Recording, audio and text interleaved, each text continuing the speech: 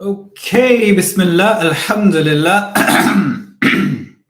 Alhamdulillah, wassalatu wassalamu ala Rasulillah wa ala alihi wa ashabihi ajma'in. قال تبارك وتعالى في كتابه الكريم بعد أن أقول أعوذ بالله من الشيطان الرجيم بسم الله الرحمن الرحيم أقم الصلاة لدلوك الشمس إلى غسق الليل وقرآن الفجر إن قرآن الفجر كان مشهودا ومن الليل فتهجد به نافلة لك عسى أن يبعثك ربك مقاما محمودا وقل رب أدخلني مدخل صدق وأخرجني مخرج صدق واجعل لي من لدنك سلطانا نصيرا وقل جاء الحق وزهق الباطل إن الباطل كان زهوقا وننزل من القرآن ما هو شفاء ورحمة للمؤمنين ولا يزيد الظالمين إلا خسارا وإذا أنعمنا على الإنسان أعرض ونأى بجانبه وإذا مسه الشر كان يئوسا قل كل يعمل على شاكلته فربكم أعلم بمن هو أهدى سبيلا صدق الله العظيم ربي اشرح لي صدري ويسر لي أمري واحلل عقدة من لساني يفقهوا قولي اللهم انفعنا بما علمتنا وعلمنا ما ينفعنا وزدنا علما اللهم أرنا حقيقة الأشياء كما هي اللهم أرنا الحق حقا وارزقنا اتباعه وأرنا الباطل باطلا وارزقنا اجتنابه آمين يا رب العالمين السلام عليكم ورحمة الله وبركاته. Everybody watching and those who are going to be watching the recordings, we're back on time. This is the originally scheduled time. For the past 5 days, I wasn't able to make it at this time, but from here on in, towards the very end of this program, inshallah, we should be going live right around this time. So my apologies for the erratic schedule that we had over the past few days, and hopefully we are over that. Some people who care do reach out and say that, we need one fixed time and we need to be on time. And that's the thing about people who care, that they're very annoying, but they set you right. But here we are. Anyway, so we're at that. We spoke in the last episode about Rasulullah sallallahu alaihi wasallam and his experience of Mi'raj, and so much that journey holds for us. And of course, there's so much that we weren't able to talk about. We did touch upon how much of an achievement it was, not only for Rasulullah sallallahu alaihi wasallam, but for humanity, and what it means for humanity that a human being is given that status, that maqam, and how this journey of Mi'raj symbolizes sabak ye mila hai Mi'raj Mustafa se mujhe. I forgot the rest of it, but something about how the human being has the constellations, the gardun, the universe is in the grasp, control of the human being. That there is so much power that Allah has given potentially to the human being. Now, of course, that particular power, that particular honor isn't just automatically given. It is realized, it is actualized after a lot of painful struggle.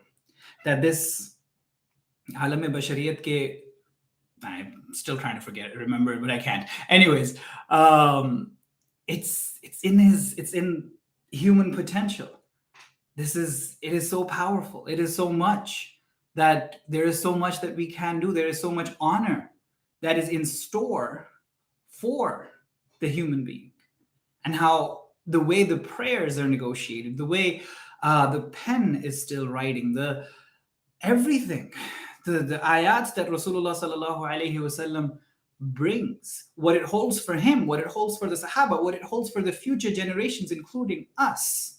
There is so much there. And then it is in continuation of that. The situation is not getting easier.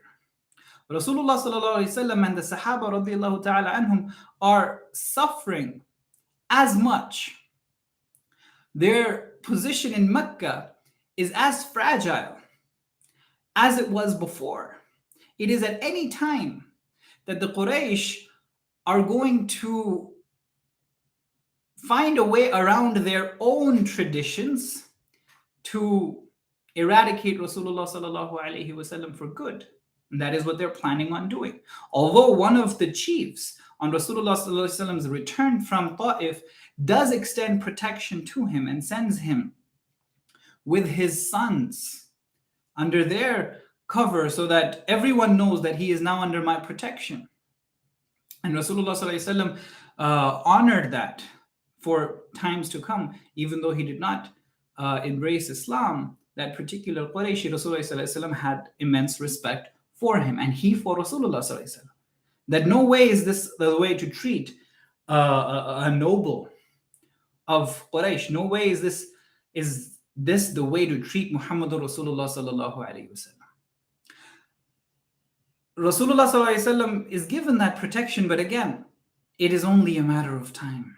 And we know in retrospect that they got together and they said, okay, if each and every one of us comes together and does this, that we have one member from each tribe, sub-tribe, attacking Rasulullah sallallahu alaihi wasallam at the same time, and we get this over and done with, what are they going to do? Are they going to fight all of us? They won't be able to do that. So that was their ultimate plan. Of course, Rasulullah sallallahu alaihi wasallam realizes that it's any moment now, and we are not safe in Makkah. And so the campaigning picks up more pace.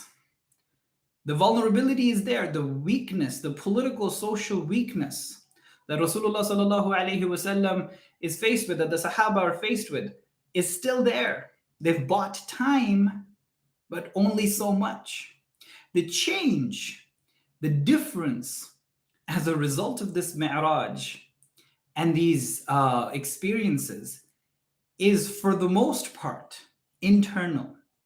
That when there are so many external obstacles, impenetrable, so many things that you cannot do that's outside of your control, Rasulullah sallallahu alaihi wasallam turns inwards and finds this incredible world of spirituality and the strength that it has to offer. And that he reaches the zenith of that spiritual world, which is depicted, which is experienced in no less than the experience of Mi'raj itself. That Allah empowers Rasulullah sallallahu alaihi wasallam and humanity thus. External situation, pretty much minimal change. Internal situation is revolutionized. And it was necessary for that internal experience to take place, for the environment or for the obstacles to be as incredibly huge as they were, as impervious as they were, for the situation to have been really that difficult that Rasulullah sallallahu alaihi wasallam had literally no options. That's when the internal experience was as incredible as it was, to the level of Mi'raj, that ascension, that journey of Rasulullah sallallahu alaihi wasallam. And so he returns from that journey. And the return from that journey, the motivation, the certification, the commitment to now up the efforts even more. Even if you find a foot in the door, get that foot in. And it is from these efforts that Rasulullah sallallahu alaihi wasallam comes across, who are then going to become Ansar. So there are these tribes from Medina. It's not called Medina at that time, it's called Yathrib. The people of Aus and Khazraj, they are visiting, they're on pilgrimage. Rasulullah sallallahu alaihi wasallam is introduced to them. Now, these people are not entirely alien to the phenomena of prophethood, not only to the, and also not to the coming of the last and final messenger. Rasulullah sallallahu alaihi wasallam, they have heard, because they're situated in Yathrib and there's tribes of Jewish people here. The Jewish people, when they had their little battles with them, they've threatened the people of Aus and Khazraj by saying that we have our last and final messenger who is about to come. This is the time for him coming. And when we rally around underneath his banner, in his leadership, then we'll show you. Then you won't have any place to hide from us. So they're anticipating the coming of Rasulullah sallallahu alaihi wasallam, and they have leveled these threats against the Aus and Khazraj. Also, the Aus and Khazraj are a war-torn people. They've experienced an incredible amount of strife and infighting, to the point that their top leadership, their elders, they've killed each other off. They're literally on the brink of destruction. And for them, for these broken people, and you can well imagine that this journey of pilgrimage that they're taking towards Mecca, they're looking for something. A lot of the well-meaning people in there want to do something. They have some, what you call a patriotic sense. That what is going on? Why are our people dying? Why have we practically destroyed ourselves? There are tribal values that they hold. There is a tribal affiliation. There is this ghaira that they have for where they come from. And they want to preserve themselves and where they come from and what they belong to. And so they're looking for something as well. They're not people who are completely content with who they are, with where they're at politically, socially. They have questions too. They're searching. And so when Rasulullah sallallahu alaihi wasallam crosses paths with them, it is like a match made in heaven. They're both sets of people, the Muhajirin and Ansar, Rasulullah sallallahu alaihi wasallam, and these handful of people initially in Aus and Khazraj, they're meant to be. They've been in the background. These preparations were being made. If we look in the Quranic context, the people who were supposed to be the Ansar were the Jewish tribes. That's why they've settled in around Yathrib. They're waiting for their messenger. They were supposed to be the Ansar. If the Quraysh had rejected Rasulullah sallallahu alaihi wasallam, the reinforcements would have come from the Jewish tribes. Now there's separate issues there. They're not welcome. They're not welcoming to Rasulullah sallallahu alaihi wasallam, although they are welcome. Rasulullah sallallahu alaihi wasallam does invite them, but their issue with him not being a Jew, or them not being of the Bani Israel. He is from the Bani Ismail. Wrong brother.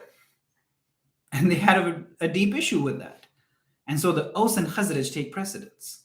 So they jump at the opportunity. They need it for themselves. It makes sense to them what Rasulullah sallallahu alaihi wasallam is saying. They respond in the affirmative. The first pledge of Aqaba takes place. Next year, they bring more people. Second pledge of Aqaba takes place. Around that time, or between that time, Mus'ab bin Umair has been sent to teach the people of Yathrib Quran. So they're responding. Younger lot, not a lot of old guard.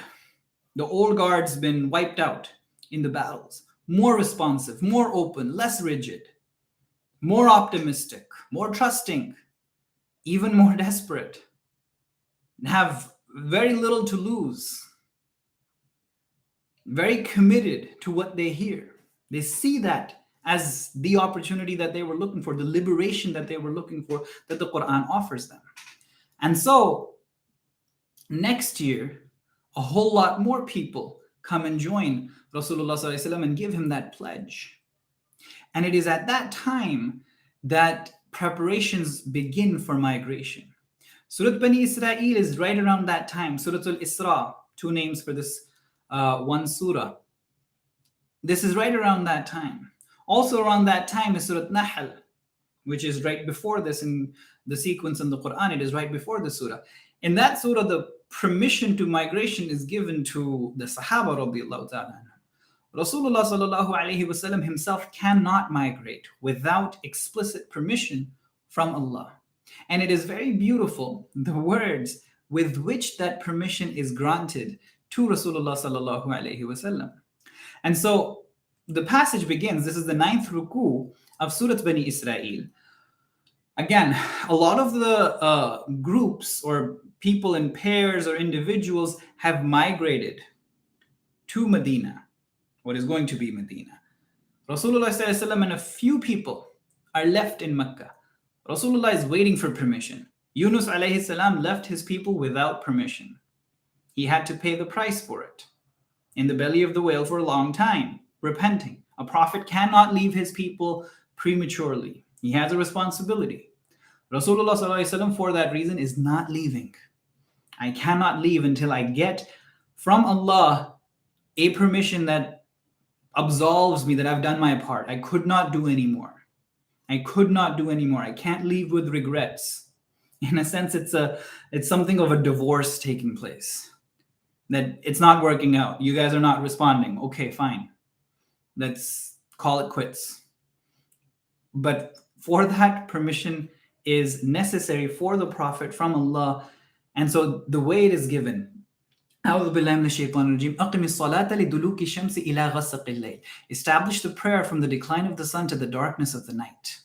Right, so these are the times of 4 prayers, Zuhr, Asr, Maghrib, Isha. Again, prior to Mi'raj, there are no 5 daily prayers. There is prayer, Salah is there. Rasulullah sallallahu alaihi wasallam and the Sahaba pray. What is the prayer? The prayer is the night prayer. It is Qiyamul Layl, the very second revelation that we spoke about, Qumil Layla illa qalila. And that practice is for Rasulullah sallallahu alaihi wasallam and the Sahaba, a small band of believers at that time, it is a compound of what we have right now as Salah and Saum. So we have the month of fasting in Ramadan, and we have the 5 daily prayers. And the Taraweeh, or the night prayer, is optional. For the Sahaba radiallahu ta'ala anhum in Makkah, in the first 10 years or so, for them there were no 5 daily prayers, there was the night prayer and the element of discipline or self-control. The impulse that they were called on to control was sleep. So 1/3 of the night, half of the night, 2/3 of the night. That was because their challenge was greater, so their training was heavier, because what they were faced with, what they were up against, was much more difficult than anything that the subsequent groups of believers are going to face. And we saw that within the last 2 ayat of Surah Baqarah as well. And so for that reason, for them, Siyam and Salah are combined in Qiyamul Layl. That both ends are achieved through this practice of Qiyamul Layl. For the believers in subsequent times to come, starting Medina, first, the 5 daily prayers are instituted. So the Salah is taken away from the night and distributed through the day. 1 in the morning, afternoon, Asr, Maghrib, Isha, evening prayers. And then, of course, during this time, the challenge or the struggles that they have to go through are going to be the struggles of migration itself. So instituting a replacement for the impulse control, the renunciation part, is not even necessary. So Qiyamul Layl is not replaced just as yet. Yes, when the migration is complete, the settlement has taken place, then Ramadan and Siyam of Ramadan. Ramadan is instituted as the month of Siyam, of the month of fasting. That's where now that self-control is going to be developed, garnered. Anyway, so أقم الصلاة لدلوك الشمس إلى غسق الليل وقرآن الفجر, and the recitation of Quran at Fajr. The Quran being an essential component of Qiyamul Layl, yes, being an essential component of the 5 daily prayers, and of course being an essential component of Ramadan as well. Especially associated with Fajr. Why? That's the beginning of your day. For that reason, some of the Imma at Masajid would lead a relatively longer Fajr prayer for reciting more Quran in it. Because Quran is associated with Fajr in this particular ayah, as we see. Also, the tradition of reciting Quran after Fajr prayer. How you're setting yourself up for the day with this conversation with Allah, with this receiving of inspiration from Allah. وَقُرْآنَ الْفَجْرِ إِنَّ قُرْآنَ الْفَجْرِ كَانَ مَشْهُودًا. And for sure, the recitation of the Quran is specially witnessed. Of course, everything that you do is witnessed by Allah, but the witnessing of, you have an audience, a special audience with Allah, with the angels at the time of Fajr. Again, this is retaining something of that control over your sleep, because you gotta admit that the kind of sweetness of sleep that you feel like you're gonna get right around Fajr time, it's quite a lot to give up for a lot of people. So inna Quran al-Fajri kana mashhuda. So the initial, the additional incentive, it is specially witnessed. وَمِنَ اللَّيْلِ فَتَهَجَّدْ بِهِ نَافِلَةً لَكَ. And the night prayer, that the tahajjud at night, is an additional prayer. It is nafil now. It is not fard. It is not obligatory. It is an additional effort. For you, Ya Rasulullah, asa an yab'athaka rabbuka maqaman mahmuda. It may well be that your Rabb raises you to the station of praise and glory. The maqam mahmud promised to Rasulullah sallallahu alaihi wasallam, that he is the praised one, the ultimately praised one among the creation of Allah subhanahu wa ta'ala. Allah himself is Hamid. Allah himself has these asma associated with praise. Alhamdulillahi Rabbil Alameen. And Rasulullah sallallahu alaihi wasallam is Muhammad. And what he is being offered is the maqam mahmuda, the maqam, the station, the place with Allah, which is of incredible praise and glory. So the elevation that Allah promises through these activities, and we cannot downplay. We have this habit, especially the more intellectual we suppose ourselves to become, we undermine the importance, the significance of salawat, of prayers, of adhkar, of tahajjud, of Quran. We think we're above them. We think we're beyond them.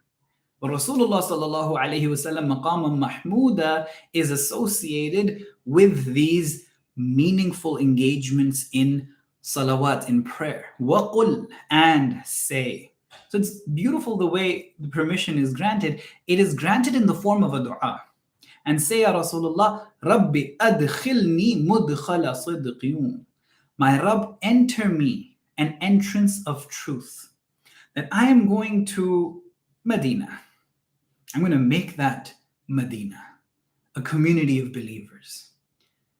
How is the permission being given? Ask Allah for it. A decision to migrate, to leave a people, to leave something for something else. For that decision to be made as a process of dua, with dua accompanying it. That in itself indicates how much of a dialogical process life is. the choices that you make, the most significant choices that you make, how much of a back and forth between you and Allah it is. So you're asking Allah, exhibiting your tawakkul, Rabbi adkhilni, my Rabb, enter me, an entrance of truth. And in this asking is also a commitment that I'll play my part as well. It is a commitment of whatever it takes from my end to make this entrance truthful, that when I enter, it is for the sake of truth, that truth prevails. وَأَخْرِجْنِي مُخْرَجَ صِدْقٍ, and bring me an exit of truth. Entrance and exit in and of themselves do not have any values attached to them. Absolutely. That leaving a city is absolutely bad. Coming to a city is absolutely good. No, it is what reasons, what purpose, what meaning is associated with that entrance and exit, with that coming and going, with that migration, with that leaving something and attaining something or getting something or going to something. Rasulullah sallallahu alaihi wasallam is not escaping Makkah for the sake of, he's not running away from something. There is something that he is running towards, and that is truth. And so for the sake of that truth is that exit, and for the sake of that truth is that entry. And so to ask Allah is also to depict a humility, that as far as this truthfulness is concerned and my commitment to it, I do my best, but there is so much about my own self that I don't know, which is why I'm asking you. As far as I'm concerned, I'm going to be doing it for the sake of truth. But what do I know? What goes on in my own self? My intention, as far as I can consciously understand it, is truthful. What if it's deviant? It may well be. It may well be. And so this humility with which you turn to Allah and ask, depicting that suspicion of your own motivation. I don't know. I need your help. I'm going to do my best though. Once you have exhibited that suspiciousness, that humility in dua, once you're outside of that dua and you're on ground making that action, then you're fully committed and determined. Whatever is doubtful remains inside, that remains between you and Allah. As far as your action is concerned, that you go all out, full commitment. وَأَخْرِجْنِي مُخْرَجَ صِدْقٍ, and an exit of truth. وَاجْعَلْ لِي مِن لَدُنْكَ سُلْطَانًا نَصِيرًا, and make for me, especially from yourself, a supportive authority. I need help here, and I need incredible help, not just regular help, especially from you. The situation, bleak, not very good. And so Allah teaches Rasulullah sallallahu alaihi wasallam the words that Rasulullah is going to bring into reality, asking Allah special help. And it was special help. Whatever took place, the Quraysh had plotted to kill Rasulullah sallallahu alaihi wasallam. They come, he's not there. It's Ali radiallahu ta'ala anhu that they find. Can't kill him. That wasn't the pact. That wasn't the understanding. Taken by shock. Everyone's searching for him. Everyone's after him. The one person who almost catches up to Rasulullah sallallahu alaihi wasallam, and the price on Rasulullah sallallahu alaihi wasallam's head, and his camel starts sinking, and Rasulullah sallallahu alaihi wasallam finding the cave, and then the people they only have to look. Abu Bakr radiallahu ta'ala anhu said, they only have to look at their feet and they'll see us. Ma dhannaka ya Abu Bakr, Rasulullah sallallahu alaihi wasallam said at that point, what do you think, Abu Bakr, of the two? Thalithahumullah, and ithnain thalithahumullah, about the two people, the third whom was Allah. That this confirmation, this affirmation that Rasulullah sallallahu alaihi wasallam has developed over this decade in Makkah, that Allah is with me, truly. وَقُلْ, and say, جَاءَ الْحَقُّ وَزَهَقَ الْبَاطِلِ, that truth has come and falsehood has perished. إِنَّ الْبَاطِلَ كَانَ زَهُوقًا. For definitely falsehood is bound by its nature to perish. I'm like, what's going on here? Rasulullah Sallallahu Alaihi Wasallam has to pretty much, for himself and the Sahaba and the message that he's carrying, get away from Makkah. What is Allah saying? Truth has come, falsehood has perished. This is it. This is what we were waiting for. Really? We have no idea what's going to happen from here on in. I mean, we know because we're reading it as history in retrospect. But what is actually going to happen, it's a whole lot of trust. A whole lot of trust. But the commitment that comes from Allah that this is as good as done. You migrating to Medina, you're migrating away from Makkah. This is the coming of truth. That means these people are about to perish. They're about to face the adab of Allah. Once the Prophet leaves, the deal is done. No more chances for them. إِنَّ الْبَاطِلَ كَانَ زَهُوقًا وَنُنَزِّلُ مِنَ الْقُرْآنِ مَا هُوَ شِفَاءٌ. And we send the Qur'an stage by stage, step by step. مَا هُوَ شِفَاء, that which is a cure. وَرَحْمَةٌ لِلْمُؤْمِنِينَ, and a mercy for the believers. It offers this healing. And healing is a bringing to wholeness. And so a commitment with the Qur'an, a journey with the Qur'an, a life lived with the Qur'an is a journey of healing, is a journey of becoming whole again in new ways. وَرَحْمَةٌ لِلْمُؤْمِنِينَ, and a mercy for believers. Because when you are hurt and then you heal, then you reattain the health that you had before, but in a new way. You become whole more so than what you had before. So the hurt and the healing, this process is a process of growth. Painful, but that's how growth works. And a mercy for the believers. وَلَا يَزِيدُ الظَّالِمِينَ إِلَّا خَسَارًا. And this Qur'an does not add anything to the people who are unjust, nothing except loss. They increase in loss. وَإِذَا أَنْعَمْنَا عَلَى الْإِنسَانِ أَعْرَضَ وَنَأَى بِجَانِبِهِ. And when we bestow our favors upon man, he turns his back and drifts to his side. He looks at that one moment of goodness, of greatness, as, I got it, I made it, yes. A reminder at that time, no. Remember that this too will pass. You have to make the most of it while you have it. وَإِذَا مَسَّهُ الشَّرُّ. And when he is inflicted by an affliction, by a suffering, كَانَ يَئُوسًا. He becomes despairing. This impulsivity in a human being, that he thinks of what he has to be everything in a persistent state. But what it means to be truly a spiritual human, in touch with the shifa that the Qur'an offers, what is that shifa? Is that it allows for you to transcend that situation.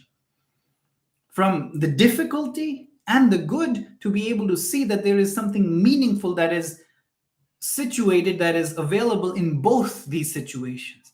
And that's how it heals.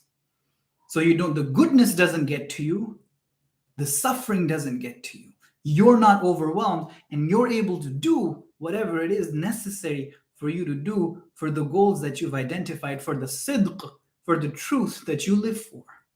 قُلْ كُلٌّ يَعْمَلُ عَلَى شَاكِلَتِهِ. And say, Ya Rasulullah, that everybody is going to act according to his disposition. There are limitations that people have naturally beyond which they cannot go no matter what they do. And those limitations have to be acknowledged.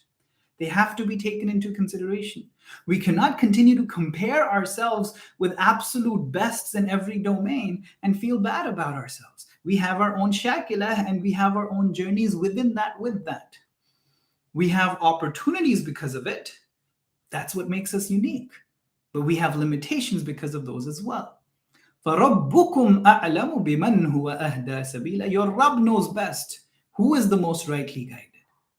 Because of this uniqueness of each individual, everyone's guidance looks different. There may be similarities, of course, but everyone's guidance, everyone's way, no one is going to have the exact same path to Allah as somebody else. And to attempt to replicate that, to create these clones and zombies in the image of one great leader, is an insult to the uniqueness with which Allah has created each individual, to the uniqueness that Allah Himself prides himself over. وآخر دعوانا أن الحمد لله رب العالمين.